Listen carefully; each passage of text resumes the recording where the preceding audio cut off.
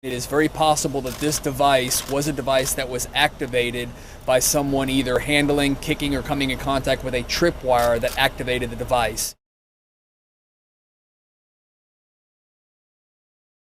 You know, a tripwire doesn't necessarily suggest that there's a military background. What it does suggest, though, is that the suspect or suspects that we are dealing with have a higher level of sophistication than maybe we initially thought, based on them changing their methods to a more difficult device.